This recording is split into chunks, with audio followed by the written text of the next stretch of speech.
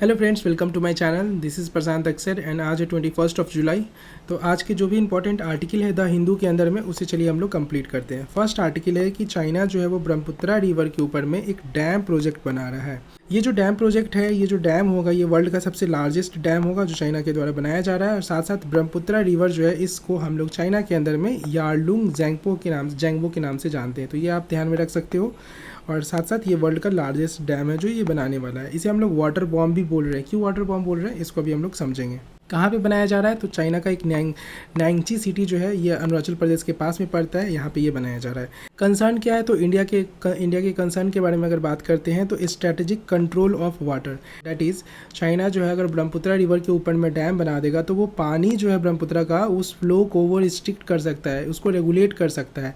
साथ साथ वो जो मतलब पानी जो है उसको एज ए स्ट्रेटेजिक वीपन की तरह यूज़ कर सकता है। कैसे, जैसे मान लीजिए कोई पॉलिटिकल टेंशन हुआ, बॉर्डर पे कोई टेंशन हुआ, तो उस टाइम मतलब वो जो है वाटर को, ब्रह्मपुत्रा के वाटर को एज ए स्ट्रेटेजिक वीपन की तरह यूज़ कर सकता है फ्लड लाने के लिए हमारे यहाँ। जैसे कोई ऐसा टेंशन हुआ तो वो क्या किया कि ब्लॉक करके रख दिया पानी को, फिर अचानक से खोल देगा। ठीक है, तो आर्टिफिशियल फ्लड जो है वो ला सकता है। तो ये पहला थ्रेट है। दूसरा बोलता है ये इम्पैक्ट करेगा नॉर्थ ईस्ट इंडिया जो है उसको काफ़ी इम्पैक्ट करेगा। जैसे जो नॉर्थ ईस्ट इंडिया के बारे में अगर बात करेंगे तो वहाँ के जो एग्रीकल्चर होते हैं, फार्मर्स के जो लाइवलीहुड होते हैं, काफ़ी सारे मतलब जो पानी होती है, ड्रिंकिंग वाटर होती है, और साथ साथ जो इकोसिस्टम होता है, ये सभी चीज़ों जो है वो स्पेशली ब्रह्मपुत्रा पे काफ़ी रिलाई करते हैं। तो अगर ऐसा कोई भी प्रोजेक्ट उस पर बनाया जा रहा है तो ये इम्पैक्ट करेगा नॉर्थ ईस्ट इंडिया को। देन थर्ड कंसर्न हमारे पास आता है कि इन्वायरमेंटल एंड जियोलॉजिकल कंसर्न। जो वो एरिया है वो स्पेशली सेस्मिक एक्टिव जोन है। जिस एरिया के अंदर में ये डैम बनाया जा रहा है, तो कल को हो सकता है कि सेस्मिक एक्टिव की वजह से वहाँ पे अगर कोई ऐसा, सपोज कर लो कि अर्थक्वेक वगैरह आया, तो ये फ्लड डिजास्टर लेके आ सकता है हमारे यहाँ। ठीक है, तो इस वजह से ये कंसर्न है। इससे रिलेटेड कोई एक प्रीवियस ईयर क्वेश्चन डायरेक्टली तो नहीं है, लेकिन आप देखिए ब्रह्मपुत्रा बेसिन से रिलेटेड एक प्रीवियस ईयर क्वेश्चन पूछा गया है, तो इसको हम लोग डील करते हैं। क्वेश्चन बोल रहा है कि which of the following is the main reason for the frequent occurrence of flood in the Brahmaputra river basin.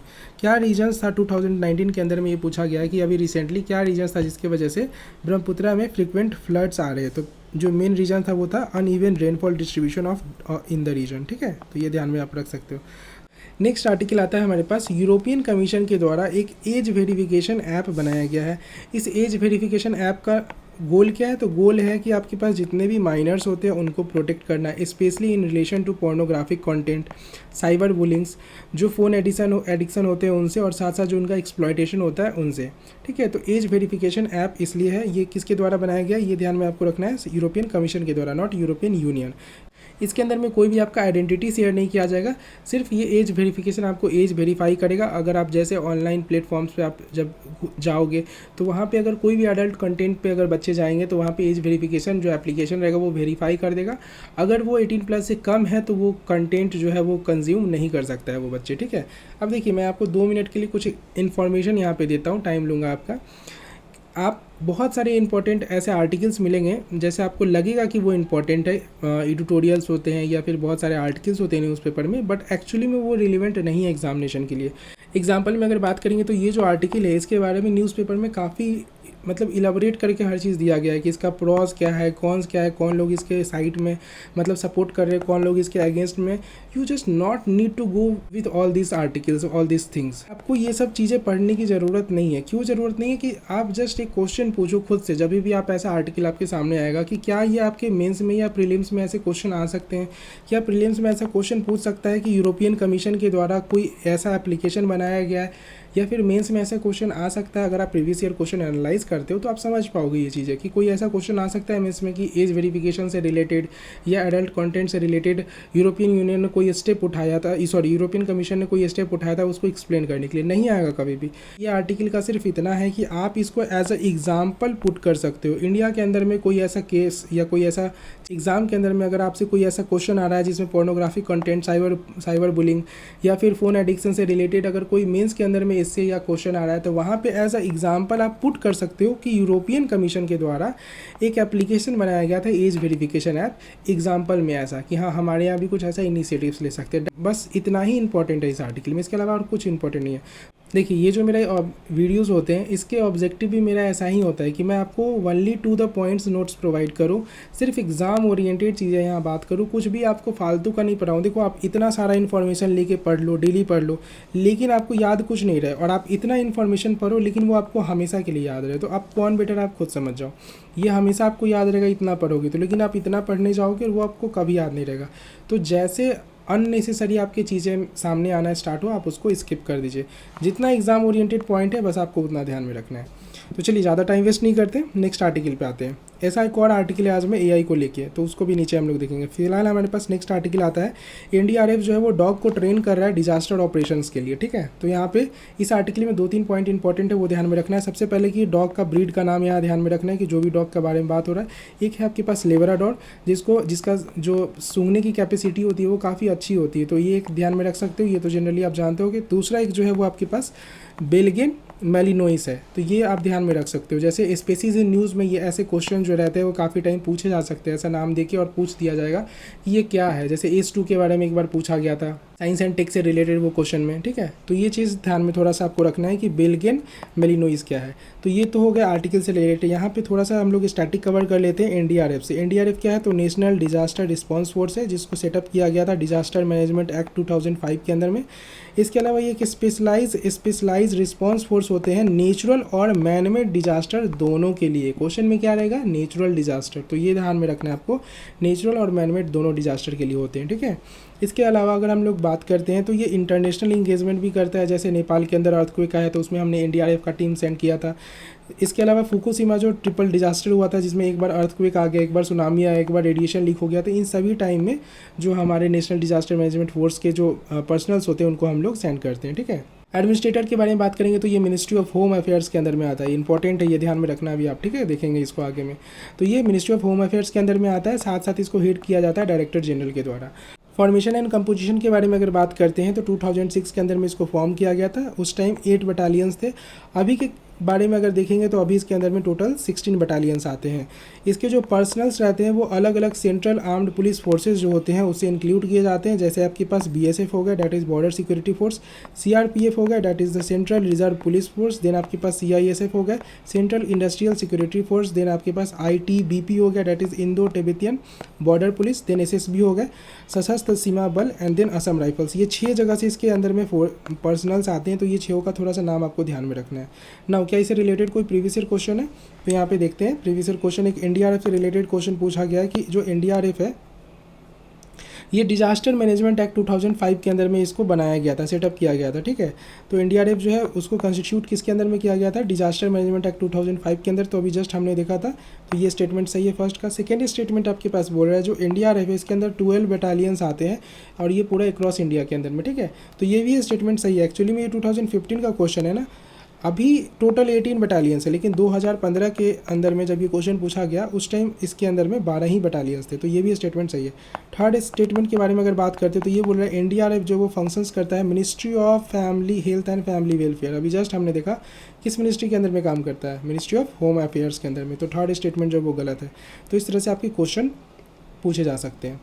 Now next article आता है हमारे पास मून डे। मून डे के बारे में अगर बात करेंगे तो ये 20 जुलाई को मनाया जाता है। हालांकि इसके ऊपर में कंट्रोवर्सी भी है कि ये 20 को मनाया जाए या फिर 21 को, बिकॉज नील आर्मस्ट्रॉन्ग जो है वो जब मून पे लैंड किए थे, अपना पहला कदम रखे थे, तो 2:समथिंग पे रखे थे, ठीक है। तो ये तो नेक्स्ट डे हो गया ना, 20 जुलाई रात को 2 बजे, मतलब 21 जुलाई हो गया। तो इसलिए हालांकि इसको यूएन के द्वारा रिकॉग्नाइज़ किया गया है 20 जुलाई, तो इसलिए हम लोग 20 जुलाई ही मान के चलेंगे। क्या है मून डे, किस दिन मनाया जाता है वो समझ में आ गया। क्यों मनाया जाता है, बिकॉज 1969 के अंदर में अपोलो 11 जो मिशन गया था उसके अंदर में ह्यूमंस जो है पहली बार मून पे अपना कदम रखा था, इसलिए मून डे 20 जुलाई को हम लोग सेलिब्रेट करते हैं।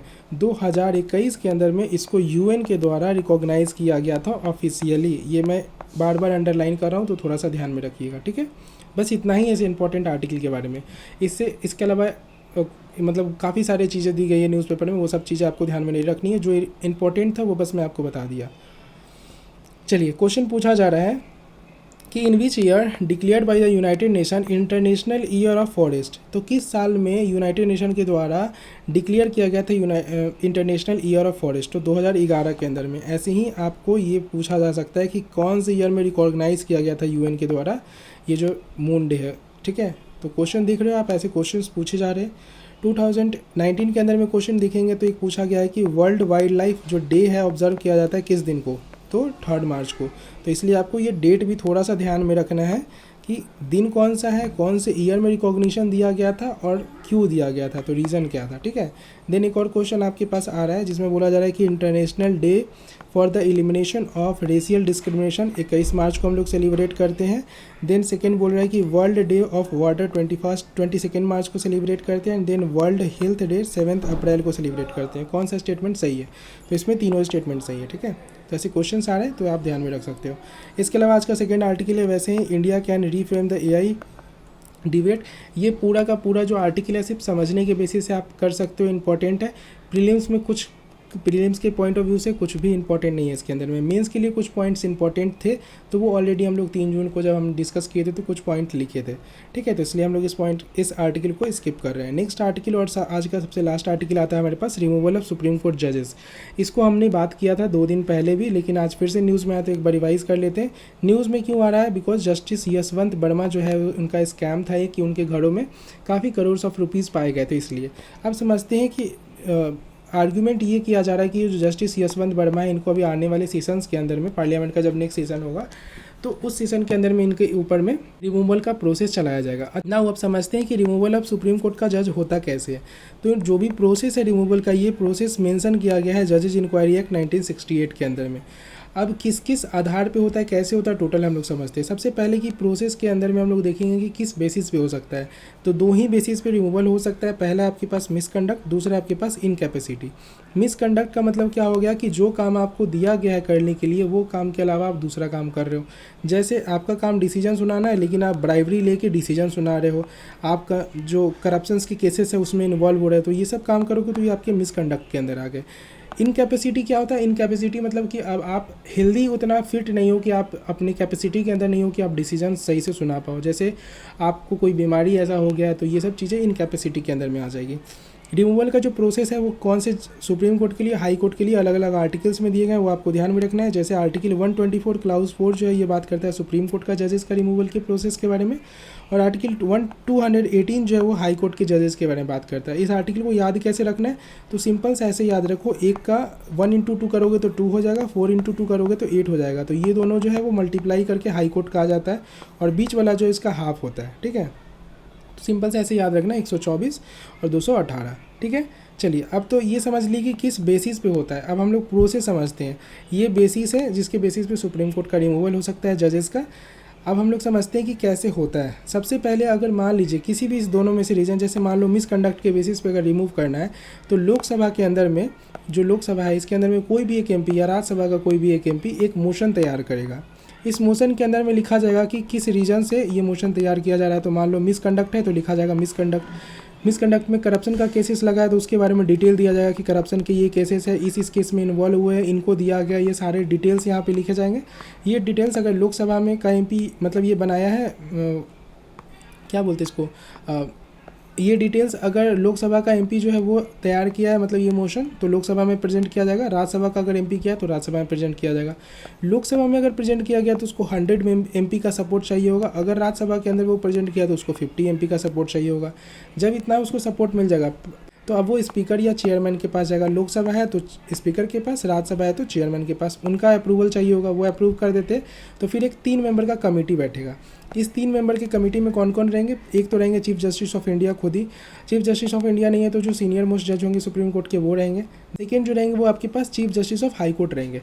अब ये रिमूवल का प्रोसेस किसके लिए हो रहा है, सुप्रीम कोर्ट के जजेस के लिए ना। तो सुप्रीम कोर्ट को जो भी जज होते हैं वो कभी ना कभी तो हाई कोर्ट से ही आते हैं ना। पहले तो ऐसा तो नहीं है डायरेक्ट हाई कोर्ट के सुप्रीम कोर्ट के जज बन गए। तो जिस स्टेट से वो आते हैं जनरली उस स्टेट का हाई कोर्ट का जज मतलब एक हाई कोर्ट का चीफ जस्टिस को बुलाया जाता है। लेकिन ऐसा कुछ मैंडेटरी नहीं है, दूसरे स्टेट के भी हाई कोर्ट मतलब हाई कोर्ट के जो जज है वो हाई कोर्ट के जो चीफ जस्टिस है वो रह सकते हैं। इसके अलावा एक थर्ड पर्सन भी रहेगा जिसे हम लोग बोलते हैं डिस्टिंक्टिव जुरिस्ट। डिस्टिंक्टिव जुरिस्ट एक वो पर्सन रहते हैं जिनके पास काफ़ी अच्छा नॉलेज होता है लॉ के फील्ड में, ठीक है।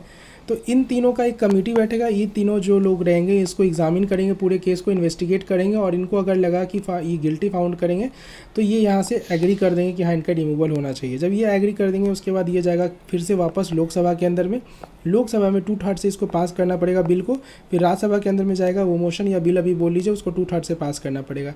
यहाँ पे कैच है, कैच क्या है कि ये मेजोरिटी से भी पास होना चाहिए और 2/3 प्रेजेंट एंड वोटिंग से भी पास होना चाहिए। ये क्या है इसको अच्छे से समझो। देखिए मेजोरिटी का मतलब क्या हो गया, जैसे मान लो 100 मेंबर्स है टोटल लोकसभा के अंदर में एग्जाम्पल में, इसका मेजोरिटी कितना होगा 51 मेंबर, 50 से ज़्यादा, तो मान लो मिनिमम 51 मेंबर का सपोर्ट चाहिए होगा। और दूसरा है 2/3 मेजोरिटी होना चाहिए, वो प्रेजेंट एंड वोटिंग होना चाहिए। 100 मेंबर है लेकिन जिस दिन ये प्रोसीजर चल रहा है उस दिन मान लो 90 ही लोग आए हैं, तो प्रेजेंट एंड वोटिंग में प्रेजेंट कितने लोग हैं 90 लोग, तो इस 90 का 2/3 अब निकालो, 90 का 2/3 कितना हुआ 60, तो 60 लोग जो रहेंगे वो मिनिमम सपोर्ट तुमको मिलना चाहिए। तो ये दोनों कंडीशन होना चाहिए, मतलब दोनों कंडीशन से पास होना चाहिए। पहला तो 51 जजेस मतलब 51 MP जो है वो पास करने चाहिए, दूसरा आपके पास 60 भी। अब मान लो कि 51 लोग के बदले में तुम्हारे पास 53 तुमको वोट मिल गया, मतलब जो है वो लोग एग्री हो गए, लेकिन जो सेकेंड नंबर है 60 और पास होने चाहिए थे, इसमें तुमको 53 ही मिला है। तो क्या ये 60 को एक्सीड कर रहा है, 60 के ज़्यादा है कि 60 से कम है, 60 से कम है। डैट मीन्स कि 2/3 जो प्रेजेंट वोटिंग था वो पास नहीं हुआ, तो फिर रिमूवल नहीं होगा। डैट मीन्स कि आपके पास मेजोरिटी भी रहना चाहिए प्लस 2/3 प्रेजेंट एंड वोटिंग रहना चाहिए। तो ये चीज़ें ध्यान में रखिए। अब अगर ये दोनों कंडीशन से पास हो जाता है तो फाइनली सुप्रीम कोर्ट के जो जज रहते हैं उनको रिमूव कर दिया जाएगा, उनको अप्रूव दिया जाएगा प्रेसिडेंट ऑफ इंडिया के द्वारा और फाइनली उनको रिमूव कर दिया जाएगा। क्या कोई ऐसे जज हैं क्या जिनको अभी तक मतलब कि रिमूव किया गया है? तो कोई भी ऐसे जज नहीं है। बहुत अच्छी बात है हमारे कंट्री के अंदर में जिनको ऐसे रिमूव किया गया है, लेकिन V Ramaswamy, justice V Ramaswamy जो थे इनके अगेंस्ट में लोकसभा के अंदर में मोशन हुआ था, लेकिन वो बाद में फिर वो लैक ऑफ सपोर्ट की वजह से वो मोशन फेल हो गया था। ठीक है, इसके अलावा जस्टिस सौमित्रा सेन के बारे में अगर बात करेंगे तो राज्यसभा के अंदर में इनका मोशन पास हो चुका था, लोकसभा में जाने वाला था उससे पहले ये रिज़ाइन कर दिए, तो इनका भी मोशन मतलब इनको भी रिमूव नहीं किया गया था, इससे पहले ये खुद ही रिज़ाइन कर दिए। तो ये आपको ध्यान में रखना है। इससे रिलेटेड एक प्रीवियस ईयर क्वेश्चन यहाँ पर डील करते हैं। फर्स्ट बोल रहा है कि जो सुप्रीम कोर्ट के जज होते हैं वो कभी भी किसी भी एनी कोर्ट में या फिर एनी अथॉरिटी ऑफ इंडिया के अंदर में, जब भी एनी है तो ये स्टेटमेंट यहीं पे गलत हो गया, मैक्सिमम केस में ये गलत हो जाता है। ठीक है, सेकेंड नंबर पे अगर हम लोग देखेंगे, देखिए सेकेंड स्टेटमेंट के अगर बारे में बात करते हैं तो बताया जा रहा है कि कॉन्स्टिट्यूशन ऑफ इंडिया जो है वो डिफ़ाइन करता है, जो कॉन्स्टिट्यूशन ऑफ इंडिया है वो डिफ़ाइन करता है कि जो इनकैपेसिटी है और मिसबिहेवियर है ये क्या होता है। आप क्वेश्चन जाओगे सीधा सा देखोगे कि हाँ मिसबिहेवियर इनकैपेसिटी टिक मार के आ जाओगे। ये चीज़ ध्यान में रखो, यूपीएससी के अंदर में पॉलिटी के क्वेश्चन में ना ऐसे बहुत बार फंसाता है। ये स्टेटमेंट सही लेगा लेकिन ऊपर में अकॉर्डिंग टू कॉन्स्टिट्यूशन या कॉन्स्टिट्यूशन ऑफ इंडिया लिख देगा। ये बहुत ट्रिकी वर्ड है constitution of India. Misbehaviour incapacity लिखा गया है कॉन्स्टिट्यूशन के अंदर में, बट उसको डिफाइन नहीं किया गया है कॉन्स्टिट्यूशन के अंदर में, तो ये ध्यान में रखिए। इसलिए स्टेटमेंट गलत है। सही होता अगर यहाँ पे ये सिर्फ डिफाइन वर्ड नहीं रहता तो। ठीक है, चलिए नेक्स्ट स्टेटमेंट अगर देखते हैं तो बोल रहा है the details of the procedure of impeachment of जजेस ऑफ सुप्रीम कोर्ट। ये आपके पास जजेज इंक्वायरी एक्ट 1968 के अंदर दिया गया, तो ये जस्ट अभी हमने देखा था, तो ये स्टेटमेंट सही है। एंड नाउ लास्ट स्टेटमेंट बोल रहा है कि अगर कोई भी जज है उसको रिमूव किया जा रहा है जज को, तो वो पार्लियामेंट के द्वारा किया जाएगा, मतलब पार्लियामेंट के द्वारा किया जाएगा और पार्लियामेंट के अंदर में आपके पास सपोर्ट रहना चाहिए मेजोरिटी का, टोटल मेंबरशिप जो है उसका मेजोरिटी और प्लस जो प्रेजेंट एंड वोटिंग है 2/3 आपके पास रहना चाहिए प्रेजेंट एंड वोटिंग पे। तो ये जस्ट अभी हमने देखा कि एक तरफ आपके पास मेजोरिटी का सपोर्ट होना चाहिए प्लस आपके पास 2/3 जो है वो इसका भी सपोर्ट होना चाहिए प्रेजेंट एंड वोटिंग का। ठीक है, तो अगर ये सपोर्ट है आपके पास तो आप फाइनली मतलब जज का रिमूवल का प्रोसेस आगे बढ़ता है। तो ये स्टेटमेंट ये भी सही है। तो थर्ड एंड फोर्थ स्टेटमेंट सही है और जो भी क्वेश्चन हमने अभी डील किया वो सब आप खुद से भी सॉल्व करके देखिए। मेरे ये चैनल का मोटिव ही है कि मैं काफ़ी वीडियोस को शॉर्ट रखूं और सिर्फ ओनली एग्ज़ाम ओरिएंटेड पॉइंट आपको डिलीवर करूं जो प्रीवियस ईयर क्वेश्चन के बेसिस पे होंगे, और सारे के सारे जितने भी पॉइंट्स होंगे, जितने भी मैं नोट्स यहाँ प्रोवाइड करूँगा, नोट्स में लिखूँगा, वो सिर्फ एग्ज़ाम ओरिएंटेड पॉइंट्स होंगे। कोई भी फालतू की चीज़ें नहीं लिखी जाएगी, फालतू के बहुत एक्स्ट्रा डिस्कशन नहीं किए जाएंगे। तो अगर आपको सेशन अच्छा लगा तो लाइक करिए, शेयर करिए, सब्सक्राइब करिए and that's all for today. मिलते हैं नेक्स्ट सेशन के अंदर में। Thank you.